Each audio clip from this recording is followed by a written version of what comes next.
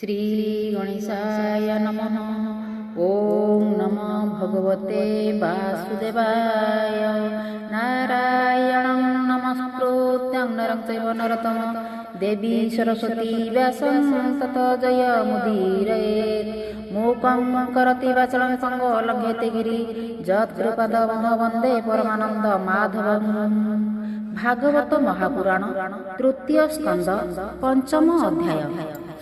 श्रीशुक उवाच शृण हे कुरु नृपवर गंगार तीरे से विदुर से गंगा तीरे उपवन दृढ़ निश्चले योगासन अगाध बोध साधे ऋषि वृक्षर तले से बसी मैत्रेय नाम ताहांकर तेजे उदय की भास्कर तांक समीपे बेगे जाई निमिषे मात्र से मुरही। विदुर उवाच सुख चिंतने सुख लभे कह एके बण प्रस्तावे कृष्ण विमुख जेते नर कर्म स्वभावे ताहांकर काहु पाइबे सुख बांछा कुंठित कर्म गुरु दीक्षा कृष्णर अनुग्रही जने भूत भविष्य वर्तमाने कुशल कर्म आगरन्ति क्षम कुशले से भुंजती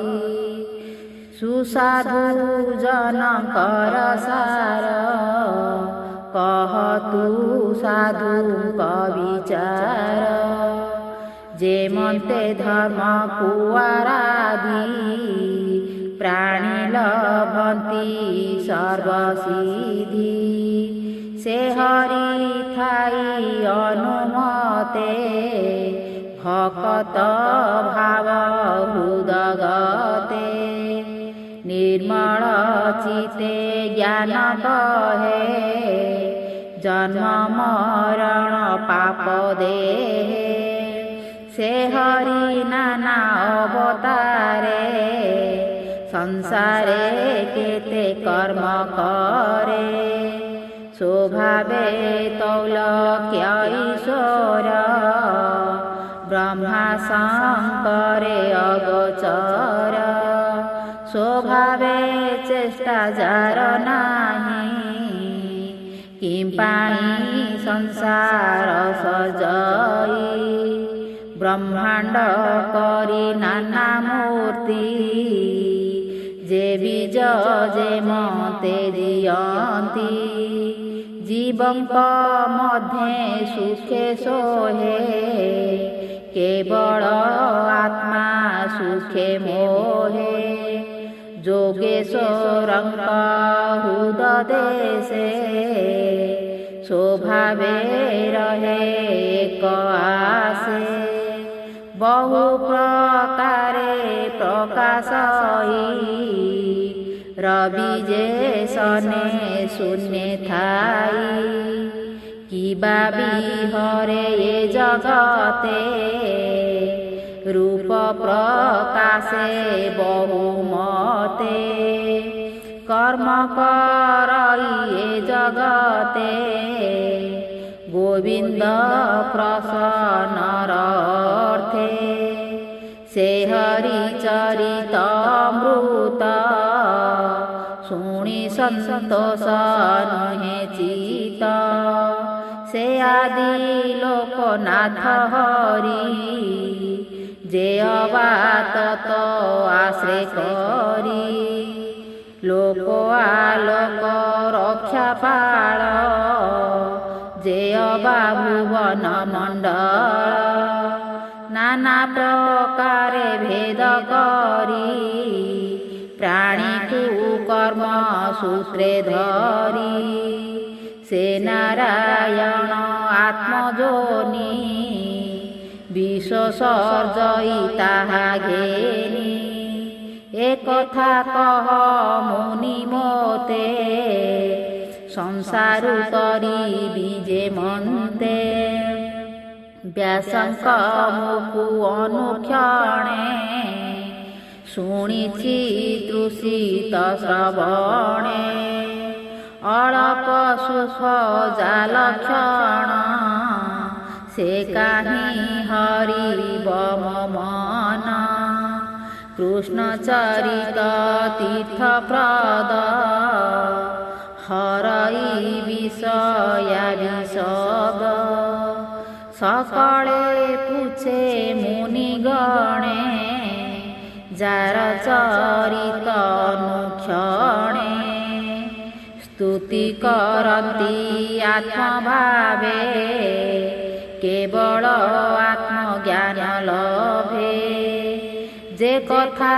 পশি কর্ণ দ্বারে সুতীক্ষণ চক্র ঘেনি করে যে কর্ম গৃহ বন্দে থাই ত্রিগুণ রজু গলে দেই জন্ম মরণ মার্গে টাণে সে কর্ম ছিড়ে ততক্ষণে এমতে কৃষ্ণ কথা যেতে কহিলে মৈত্রী অগ্রতে যাহা শুণতে কর্ণ পথে মন ন রহে অবা দুঃখে যাহা শুণতে তিনি তিনি নিবিড়ে বঢ়ই পিরতি সে হরি শ্রবণ কথনে যে প্রাণী বঞ্চে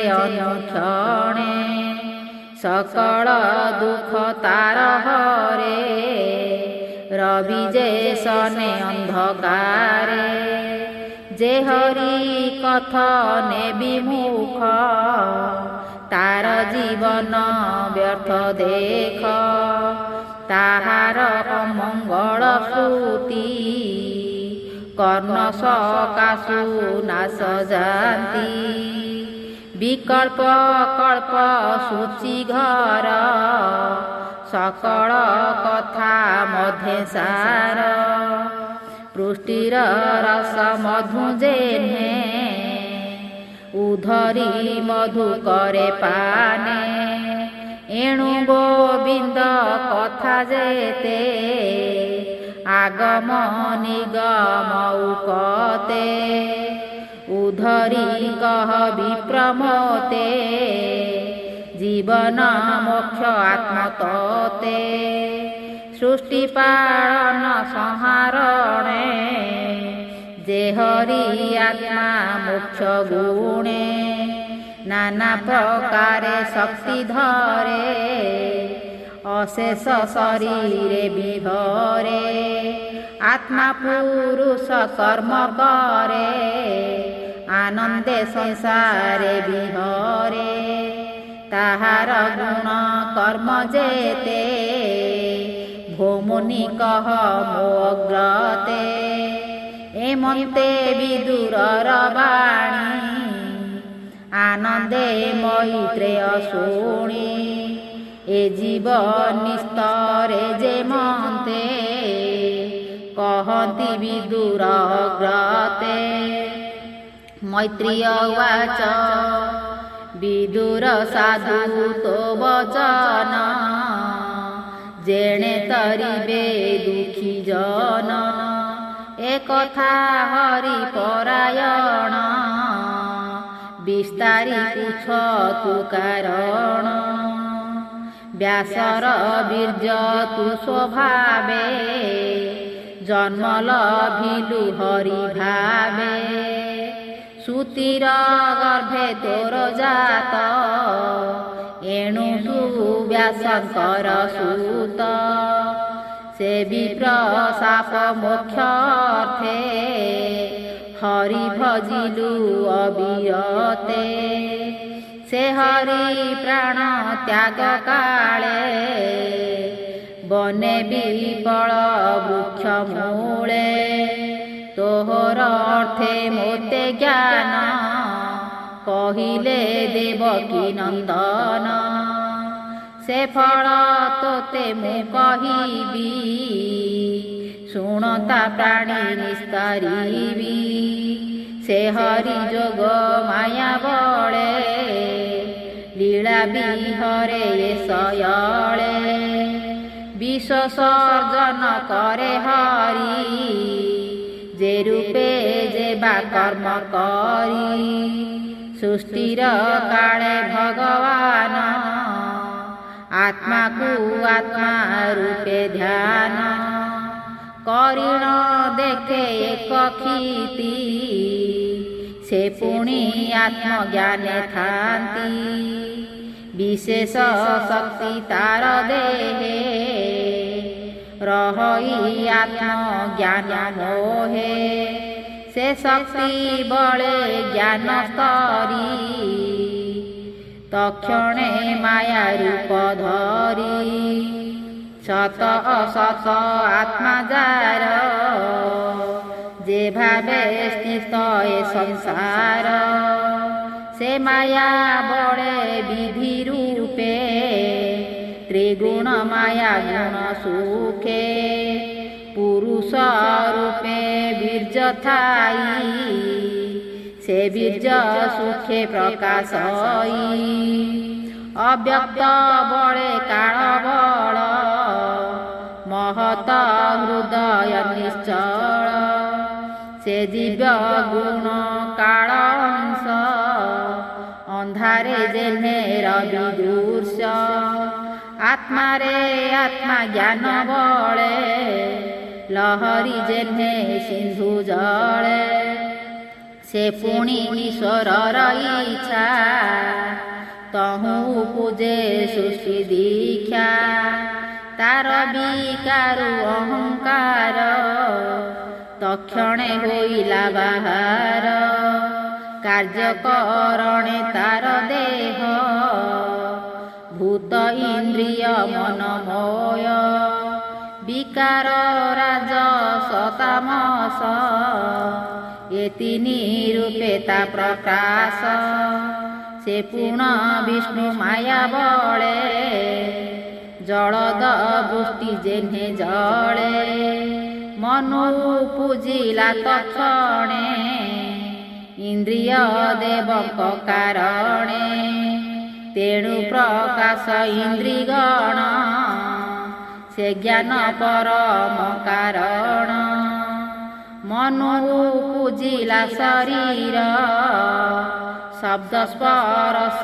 ରୂପ ହର ଏ ଗ୍ରନ୍ଥ ସଂଖ୍ୟା ଗୁଣେ ମିଶି ତକ୍ଷଣେ ଗଗନେ ପ୍ରକାଶି ସେ କାଳ ମାୟା ରୂପ ଅଂଶେ ବିଷ୍ଣୁ ସ୍ୱରୂପ ଦୃଶ୍ୟ ଦୃଶେ ତହିଁ ଶବଦ ଗୁଣେ ଥୋଇ ଶୂନ୍ୟ ଶବଦ ପ୍ରକାଶଇ ଯାହାର ତହୁଁ ବେନି ଗୁଣ ଶବଦ ସ୍ୱରୂପ ଲକ୍ଷଣ ସେ ପୁଣ୍ୟ ବଳେ ବିକଶିତ ଜ୍ୟୋତି ତାହାର ତନୁଜାତ ସେ ଜ୍ୟୋତି ରୂପ ମଧ୍ୟେ ଥୋଇ ସର୍ବ ଶରୀର ରସ ପାଇ ବାୟୁ ବିକାରେ ଯେହ୍ନେ ଜଳ ସର୍ବ ଶରୀର ରସ ମୂଳ ଏ ତିନି ଗୁଣ ଜଳେ ଥୋଇ ଭୂମି ଉପୂଜେ ଜଳେ ଥାଇ ଏମନ୍ତେ ସୂର୍ଯ୍ୟ ପରିବାର ଭୂତ ଇନ୍ଦ୍ରିୟର ଈଶ୍ୱର କାହାଙ୍କ ଲକ୍ଷ୍ୟ ଦେବଗଣ ଭୂତ ଇନ୍ଦ୍ରିୟଙ୍କ କାରଣ ଅଧିଦେବତା ଅଧିକାରେ ପ୍ରାଣିକ ବିଷୟ ଗୋଚରେ। ଦେବାବାଚ କର ଅଞ୍ଜଳି ଶିରେ ଦେଇ ଭାବେ ବୋଲନ୍ତି କୃଷ୍ଣ ଚାହିଁ। ଭୋନାଥ ତମୁ ତ ପୟରେ ପ୍ରସନ୍ନ ଜଳ ଦୁଃଖ ହରେ। ଯା ପାଦ ପଦ୍ମେ ଆଶା କରି ସଂସାରୁ ତରନ୍ତି ସଂସାରୀ। ହେ ତାତା ତୋର ମାୟା ବଳେ ଅଶେଷ ଜନ୍ତୁ ଏ ଶୟଳେ। ଶେଷେ ସଂସାରୁ ତରି ଯାନ୍ତି କେବେ ହେ ଭ୍ରମେ ନ ପଡ଼ନ୍ତି। ଏଣୁ ତ ପାଶ ଦେବ ଅର୍ଥେ ଆମ୍ଭେ ରଖିବୁ ଏ ଜଗତେ। ତୋ ପଦ୍ମ ମୁଖ ଛାୟା ପ୍ରାୟେ ଯେମନ୍ତେ ପକ୍ଷୀଙ୍କ ଆଶ୍ରୟେ। ନିଶ୍ଚିନ୍ତ ପ୍ରାୟ ଘୋର ବନେ ଆଶ୍ରେ କରନ୍ତି ମୁନି ଜନେ। ସେ ମୁନି ମାନଙ୍କ ଚରଣେ ସମ୍ପୂର୍ଣ୍ଣ ଅଧମ ରକ୍ଷଣେ। ସେ ପାଦ ଧୋଇ ତୀର୍ଥ ଜଳେ ସ୍ୱଭାବେ ପିଅନ୍ତି ନିଶ୍ଚଳେ। ଏ ଯେଣୁ ତୋହର ଚରଣେ ହୃଦେ ଭାବନ୍ତି ଅନୁକ୍ଷଣେ। ଜ୍ଞାନ ବୈରାଗ୍ୟ ମନେ ଚିନ୍ତି ତୋ ପଦ ହୃଦେ ଆବରନ୍ତି। ଭୋନାଥ ଗୃହ ଅନ୍ଧକୂଳେ ପ୍ରାଣୀ ପଡ଼ନ୍ତି ଘୋର ଦୁଃଖେ। ମୁହିଁ ମୋହର ବୋଲି ଗ୍ରାସୀ ଦୃଢ଼େ ବାନ୍ଧନ୍ତି ମୋହ ପାଣି। ଦୃଢ଼ ବଚନେ ଏ ବିଷାଦ ହେଳେ ଖଣ୍ଡଇତା ବିପଦ। ଅଶାନ୍ତି ଇନ୍ଦ୍ରଗଣ ବଳେ ହୃଦୟ ନୟନ ନିଶ୍ଚଳେ। ଅସାର ପଥ ନ ଦେଖନ୍ତି ଯେ କଳ୍ପ ସମ୍ବାଦ ବିଭୂତି। ତୋ କଥା ସୁଧାର ସପାନ ପ୍ରବୋଧ ଭକ୍ତି ବିଦ୍ୟମାନ। ବୈରାଗ୍ୟ ଶାନ୍ତି ଯେ ମଣନ୍ତି ନିର୍ଭୟେ ବିଷ୍ଣୁ ଏକା ଥାନ୍ତି। ଅପରେ ଯେତେ ମୁନି କୂଳେ ଆତ୍ମା ବିୟୋଗ ସ୍ନେହ ମେଳେ। ତୋର ପ୍ରକୃତି ମୁଖ ଚରି ତୋ ପାଦ କମଳ ଆବରି। ତୋର ସେବାରେ ସମ ତୁଟେ ଅଶେଷ ମାୟା ବନ୍ଧ ଫିଟେ। ଲୋକ ସର୍ଜିବା ଅର୍ଥେ ତୁହି ଆତ୍ମାକୁ ଆପଣେ ଭିଆଇ। ତ୍ରିଗୁଣ ଆତ୍ମା ବନ୍ଧ ଦେଇ ଆମ୍ଭକୁ ସଜୁଥାଉ ତୁହି। ଆମ୍ଭେ ବି ମୁକ୍ତ ଭାବେ ଥିଲେ ତୋ ପାଦ ଛାଡ଼ିବୁ କି ଭଲେ। ଯେମନ୍ତେ ଯଥା କାଳେ ବଳି ତୋ ପାଦେ ଦେଇ ମନ ମାଳି। ଶରଣ ରକ୍ଷଣ ତୋ ଚିତେ ତୋ ପାଦେ ସେବୁ ଅବିରତେ। ତୁ କୂଟ ସ୍ଥିତି ଆଦି ହରି ମାୟା ପୁରୁଷ ରୂପ ଧରି। ତୋ ଶକ୍ତି ଗୁଣ କର୍ମ ବଳେ ଆସକ୍ତି ଗର୍ଭେ ଯେ ନିଶ୍ଚଳେ।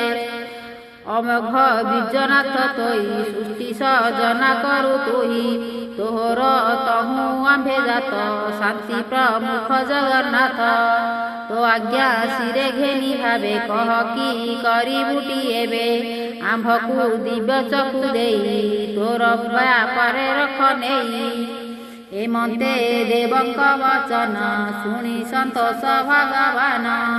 ସେ ହରି ଚରଣେ ବିଶ୍ୱାସ ଭଣଇ ଜଗନ୍ନାଥ ଦାସ। ଇତି ଶ୍ରୀମଦ୍ଭାଗବତେ ମହାପୁରାଣେ ପରମହଂସ୍ୟାଂ ସହିତେୟଂ ବୈୟାସିକଂ ତୃତୀୟ ସ୍କନ୍ଧେ ବିଦୁର ମୈତ୍ରୀୟ ସମ୍ବାଦେ ଏକାନ୍ତ ଭାବନା ନାମ ପଞ୍ଚମ ଅଧ୍ୟାୟ।